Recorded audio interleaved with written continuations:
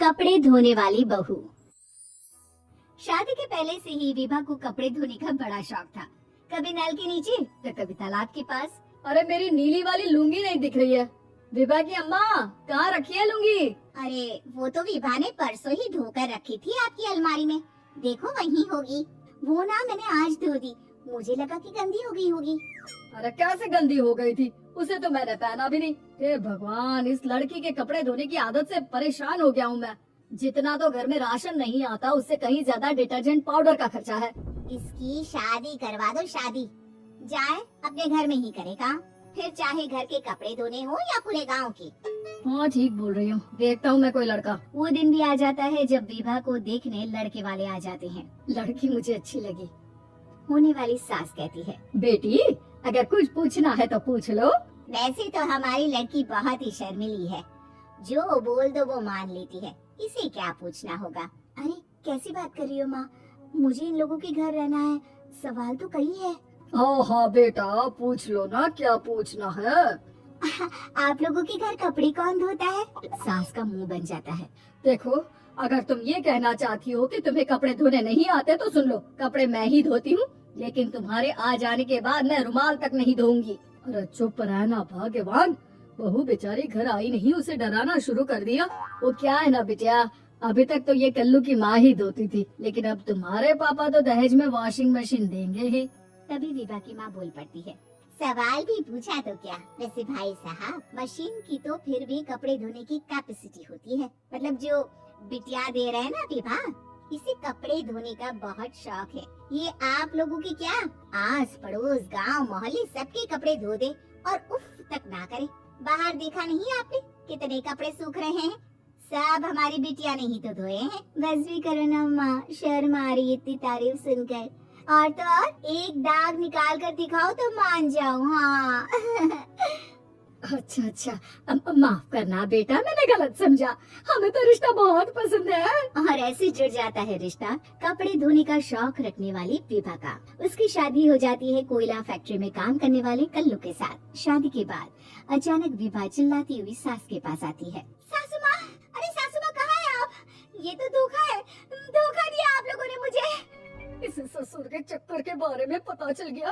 अरे तो उसमें तुझे क्यों धोखा मिला है? अरे नल में पानी नहीं आता, कपड़े कैसे कब धुलेंगे? अच्छा अच्छा, तू पानी नहीं आ रहा उसकी बात कर रही है। तो आपने क्या सोचा? कुछ नहीं। अच्छा तेरी माँ ने कहा था कि कपड़े धोने का शौक है, तुझे याद आया मुझे। शौक शौक बोलकर कपड़े धोने वाले मेरे जुनून को कम ना आके सासू माँ, कपड़ा धोना मेरा गुरूर है। तभी पति भी वहाँ आ जाता है।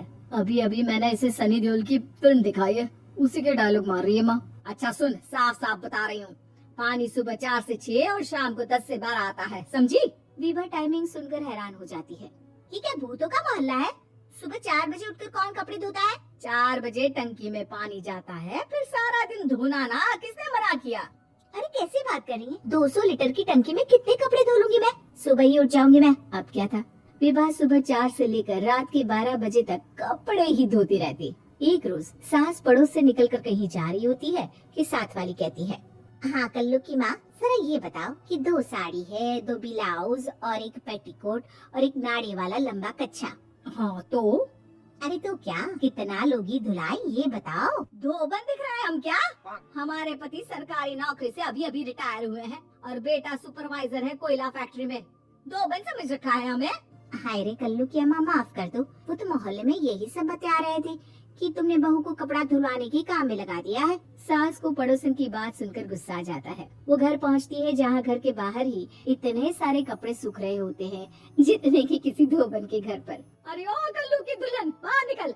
माँ जी यहीं आ जाओ, बाथरूम में चादर धो रहे हैं हम। अरे अभी हम धोते हैं, तुमको बाहर निकलो। ये आस पड़ोस वाले बोल रहे हैं कि हम बहू से कपड़े धुलवा धुलवा कर उसे कपड़ा धोने वाली बना दिए हैं। अरे छोड़ो ना माँ जी, किन लोगों की बातों में आती हो? आस पास के लोगों का तो काम ही होता है कि वो किसी तरह सास बहू को लड़ा दे। बहू सारे घर के कपड़े धोती है, ये क्या कम है? बोलिए।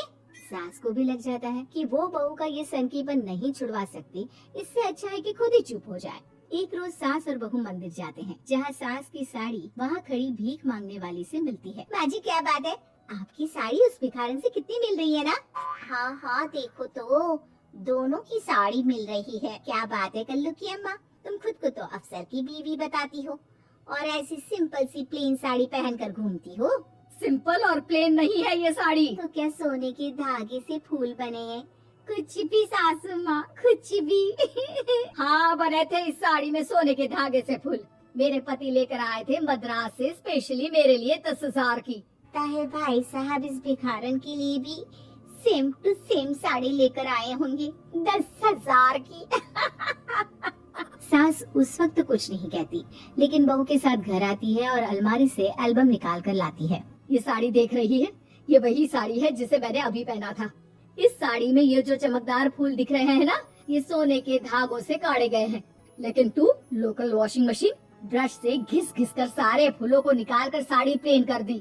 मुझे माफ कर दीजिए सासू माँ। और तो और, जब मैंने तुझे तेरी गलती के लिए कुछ नहीं कहा, लेकिन तूने तो सबके सामने मेरा मजाक ही बना दिया। क्यों? बहू को समझ में आ जाता है कि अब से उसका कपड़े धोना बंद।